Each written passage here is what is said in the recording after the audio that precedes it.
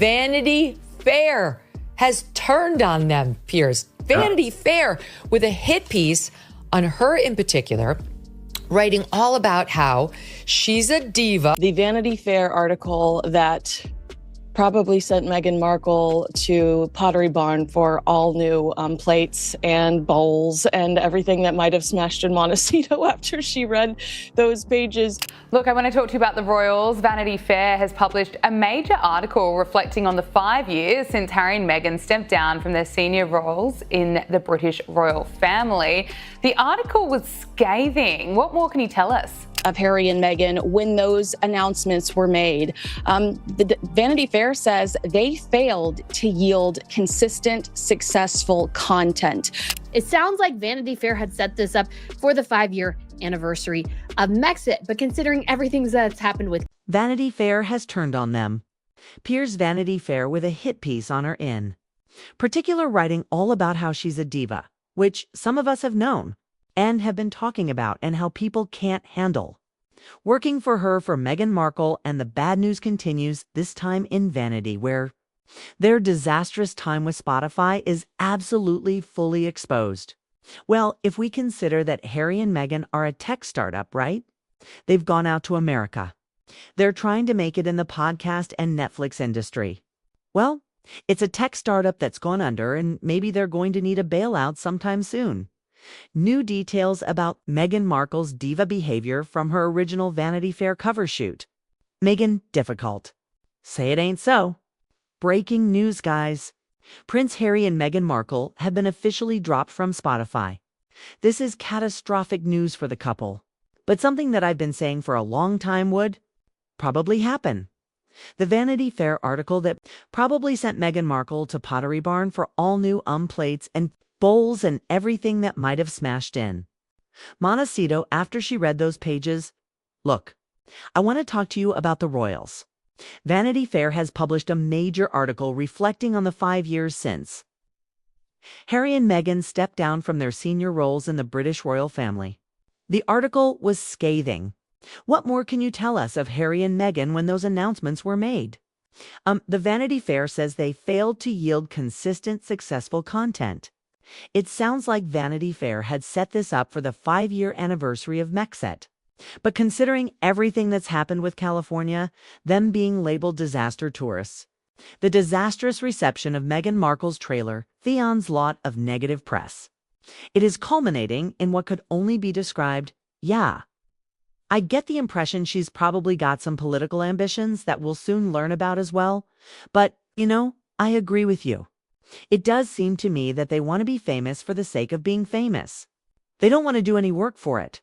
It sort of, to me, seems to corroborate the idea that she probably married him for status and for extra fame, supercharging herself all the way to the A-list, exiting their job or undergoing long-term therapy after working with Meghan. The person who interacted professionally with her says, I think if Meghan acknowledged her own shortcomings or personal contributions to situations, rather than staying trapped in a victim narrative, her perception might be better. Hold your breath for this, because something just happened that Meghan Markle never believed would come from inside Hollywood itself. Vanity Fair, the magazine she treated like her personal coronation. The cover she held up as proof she made it. The outlet that once described her as if she were a miracle walking just turned on her. And this wasn't shade. This wasn't critique. This wasn't a reassessment. Meghan Markle's first Vanity Fair cover was for the October 2017 issue, and it was highly significant because it was the first time she publicly spoke about her relationship with Prince Harry. The headline, in my opinion, innocently read, "She's just wild about Harry." Of course, a play on words referencing Meghan's relationship with Prince Harry and Judy Garland. Hollywood royalty, one of her most famous songs. I'm just wild about Harry. This was a reversal. They didn't call her misunderstood. They didn't call her pressured. They didn't call her unlucky. They called her what insiders avoided saying for years: a diva, a bully, a behind-the-scenes nightmare. These weren't online comments. These were voices from inside the rooms she controlled. People who worked with her then walked away shaken, people who allegedly needed therapy to recover. And older viewers caught this instantly. When a magazine like Vanity Fair flips, it's not because of gossip, it's because the protection around someone has finally been lifted. Magazines do not publish accusations like these unless someone powerful says, "Go ahead." And if Vanity Fair is willing to go first, that means the silence is breaking. It is culminating in what could only be described as a horrifically awful year. Only 17 days in. We're only 17 days into this year, guys, and it has been bad. And I put a lot of this on Meghan because, really, the negative press is mostly focused on her. And I think it's a reflection of the fact that you can be a lot of things in Hollywood, because the article hinted at something bigger. Names they didn't print. Stories they didn't yet verify. Incidents sitting inside draft folders waiting for one more source. This wasn't the attack. This was the warm-up. And what they didn't publish, the chapter Meghan always feared, is the part that's starting to slip out now. And the detail they refused to print this time is the one that will change everything next. Look closely at this shift. Because the moment Vanity Fair cracked the door open, something long buried finally spilled out. And it wasn't rumor. It was burnout.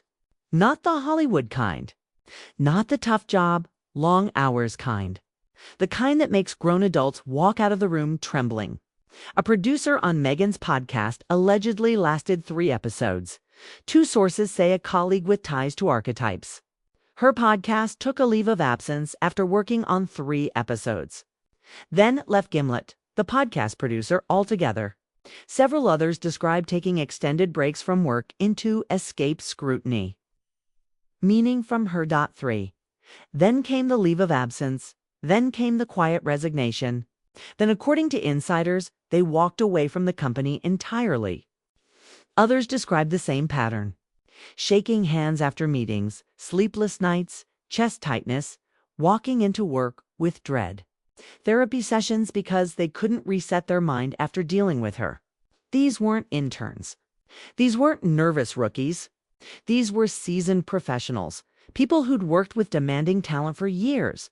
But nothing prepared them for this. One worker said Meghan corrected people on ideas she didn't understand. Another said she wanted control over everything, especially the parts she didn't grasp. A third called the experience. What it tells us is, rather comically, that when you have this couple who, remember, on their website it says that they're all about compassion. They're compassionate people. They're also all about mental health and helping people with mental health. They've been very vocal about that recently, about the perils of online trolling and the effect it has on people's mental health. Emotional whiplash. And suddenly the public narrative of kindness and compassion began to crack. Because if staff members are allegedly walking away traumatized, something is wrong behind the curtain. And here's the part your audience could feel instantly. This wasn't an isolated incident. This wasn't one bad week. This wasn't a difficult project. It was a pattern. A pattern that didn't start in Hollywood. A pattern that didn't start in Spot. A pattern that didn't start in Monty CE2. This trail goes further back. Much further. Because before producers broke, before assistants left, before Hollywood whispered, an institution far more powerful tried to warn the world and buried the warning. That's where this story turns next. Stay with this.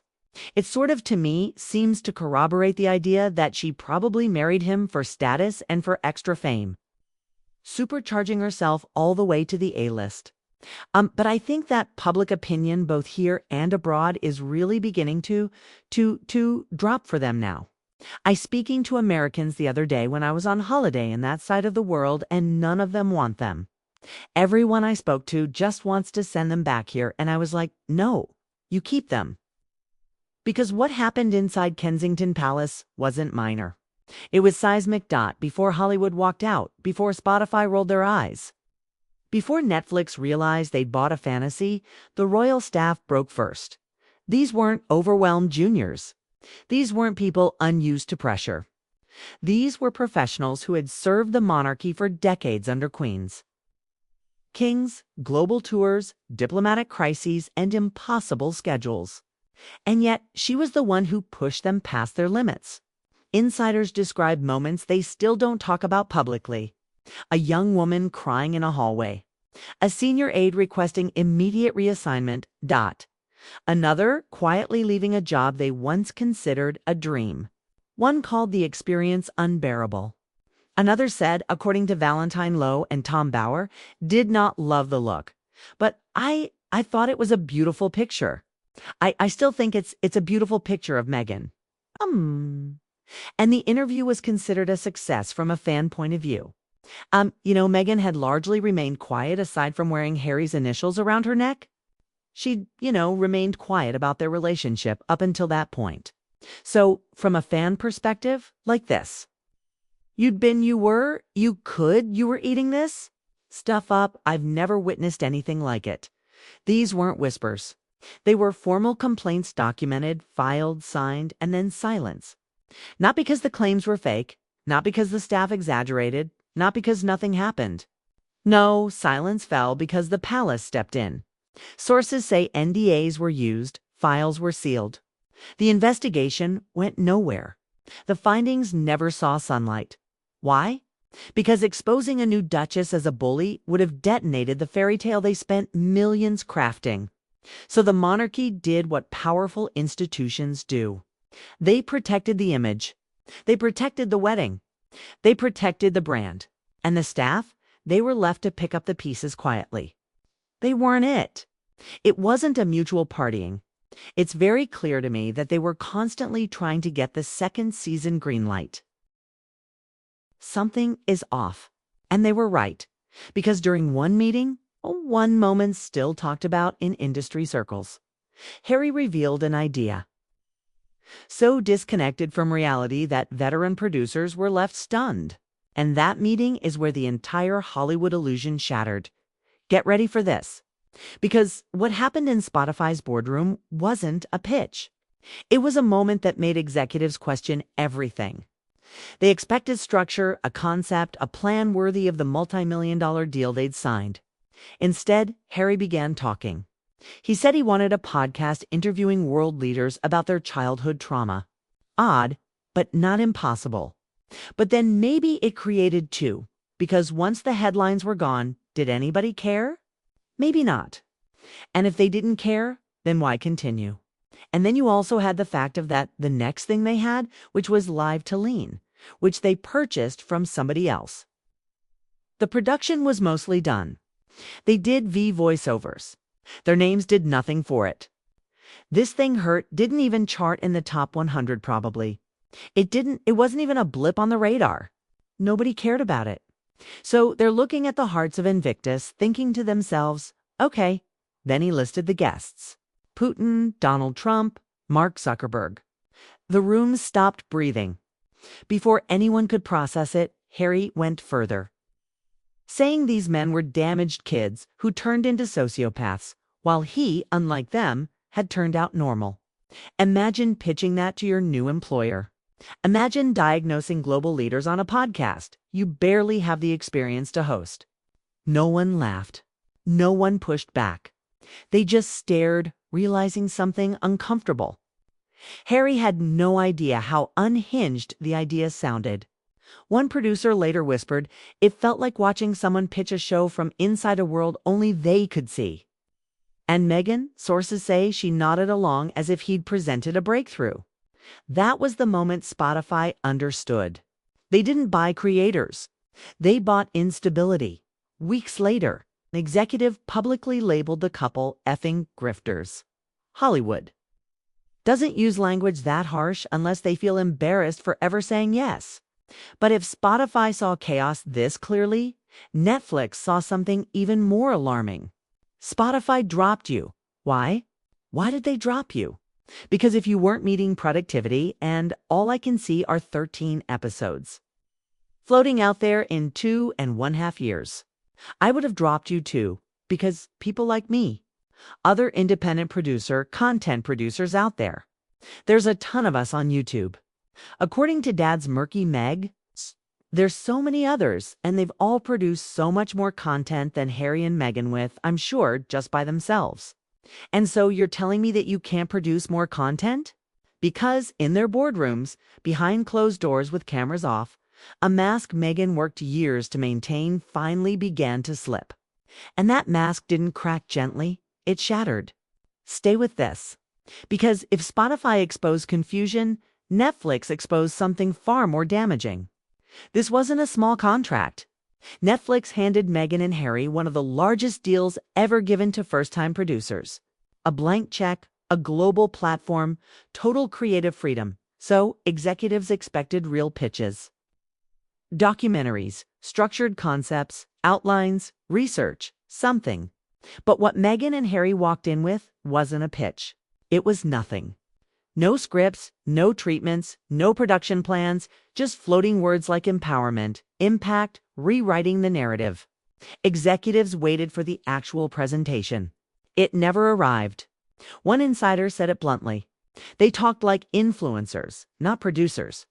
But Meghan did finally offer one idea, her signature lifestyle and cooking show. It's the guy who gave the inside track for money to Oprah, to Netflix, to Pretty to his publishers, to anyone who would pay top dollar. This guy invaded the privacy of his family, and yet he has the gore to present himself as some great standard bearer of ethics and decency when it comes to royal privacy. Do me a favor. And that's where the illusion cracked open. The show couldn't be filmed in her own home. Not because she didn't want to, because she couldn't. Insiders say her real kitchen wasn't camera ready. Bad angles. Poor lighting, the wrong aesthetic, the wrong message for the brand she was trying to sell. So Netflix quietly rented a mansion from a neighbor. A kitchen that wasn't hers. A home that wasn't hers. A lifestyle that didn't exist. She stood in borrowed marble in designer gowns cooking in a stranger's house. While thousands of Californians had just lost their homes to wildfires, executives winced. Even loyal fans felt a disconnect because this wasn't authenticity. This was image worship. And older viewers understand the truth behind it. When someone has to borrow a life to show who they are, they're hiding the real one. But Netflix noticed something else, something much harder to ignore. The more curated her world became, the more unnatural another part of her life looked. Not her work, not the brand, not the PR. The family, because the silence around the children, the absence, the isolation. The perfect timing of every appearance has become the one thing even sympathetic reporters can't explain away. I think Ray's right. It's the hypocrisy. This guy, Prince Harry, was brilliant. A brilliant institution. Comes from a brilliant institution. Represents the UK in all the best ways. But the hypocrisy of leaving the family, wanting a private life, but then exploiting the media just when it suits him and Meghan. To make money, to go on to Oprah, to do things for Netflix. And now, not successful podcasts we've just been listening to. It is a great shame. I think this guy, it was a huge asset to our country, and he's just extremely lost. And that silence, it's not protecting them, it's revealing something else. And that truth is what comes next. Take a breath here. Because what we're stepping into now isn't scandal, it's instinct. Something about Meghan and Harry's children has never matched the rhythm of a normal family. Not even a famous one, not even a guarded one. Most households, especially those with deep traditions, still have a circle. Grandparents, aunts, uncles, cousins, somebody. But in Meghan and Harry's world, there is no circle, only a bubble, tight, curated, sealed. No grandparents at birthdays, no cousins and holiday moments. No accidental family photos, no warm, messy human moments that slip through even the toughest privacy walls. Nothing, just polished images. Released on her schedule, under her control, with lighting perfect enough for a magazine cover. Older viewers don't see privacy in that. Her PR firm at the time, Sunshine Sachs, and hysterically described Buckingham Palace's fury over the headline. She does strike me as the type of girl that would push it off on Buckingham Palace, like the bigger entity, to try to scare Sunshine Sachs into doing what she wanted them to do. And initially, they wanted Vanity Fair to bow down too. Meghan's requirements that she be presented to the world as a philanthropist and as an activist. In Bauer's book, they see control. Because when every branch of a family tree disappears at once, every aunt, every uncle, every sibling, every grandparent, the pattern doesn't look protective. It looks strategic. Meghan's father erased, her siblings erased, Harry's brother cut off, his cousins, his uncles, his entire royal family blocked out. Even the grandmother he adored, the one he once said shaped his entire life, never truly saw the children freely. And when the palace reached out again, the answer stayed the same. No, not now. Not yet, not ever. This isn't how families drift. This is how families are removed. And here's what older women instantly recognize. When someone isolates children this tightly, it's not about protecting them from the world. It's about protecting a narrative. Because silence, real silence, always hides something up to ensure he wasn't eaten by lions at the night. Well, that's just dumb. The book also discusses in great detail in terms of Harry going, well, I'm just going to stay out here regardless of what anybody else thinks. Good for them for not risking their lives if somebody's going to make a stupid decision. If you're going to make a stupid decision, then that should be just on you. Don't endanger other people. And that silence puts pressure everywhere else. On the marriage, on the brand, on the money, on the staff, on the public image. On the people who used to be close enough to see the truth, up close. And when a bubble gets that tight, someone inside always cracks first. Not out of bitterness, not out of revenge, out of exhaustion. And the first crack, the one Meghan hoped would never come, has already started forming. The person who saw the early fractures, the one who warned the world long before anyone else understood, steps back into the center of this story next. Stay with this because before neighbors whispered, before Hollywood leaked, before Vanity Fair finally snapped, one person said it first. Piers Morgan, people dismissed him. They rolled their eyes. They said he was obsessed, jealous, bitter, fixated. But Piers wasn't ranting. He wasn't guessing. He wasn't inventing drama. He was reading a pattern before anyone else dared to. He saw the contradictions. He saw the strategic victimhood. He saw the emotional manipulation wrapped in polished PR. He saw the sudden family cutoffs, the perfectly timed narratives, the curated imagery that never matched the behind-the-scenes behavior. And he refused to pretend